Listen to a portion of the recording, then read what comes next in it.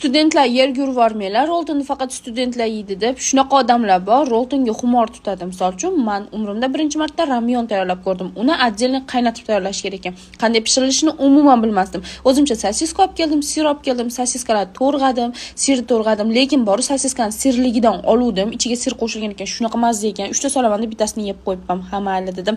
Chesnoksiz ovqat o'tmaydi, обязательно chesnok solish kerak. Qanday tayyorlanishini bilmaganim uchun yog'da quyib, sosiska bilan chesnokni yaxshilab qovurdim. Nima qilishni bilmadim. Shartta makaronni qo'yib, ustidan suv quyib yuborsam, hamma yoqqa sachrab ketdi-yu, mayli dedim. O'rtoqlar kommentariyada yozib ketinglar, buni qanaqa qilib pishirish kerak, qanaqa tayyorlash kerak. Agar bilsalaring, o'tida yozib ketinglar, keyingi safar xuddi shunaqa qilib tayyorlab yeb ko'raman. Hozircha o'zlaricha ko'pchilik studentlar yerga yurib, faqat rolton yeydi. Hech hamda hozirgi studentlar ancha-muncha odamlardan yaxshi yashaydi. To'g'rimi, studentlar, misol uchun men ham studentligimda kamdan kam rolton yerdim. Agar yegim kelib qolsa, bo'lmasam, обязательно 5 ta qiz turardik.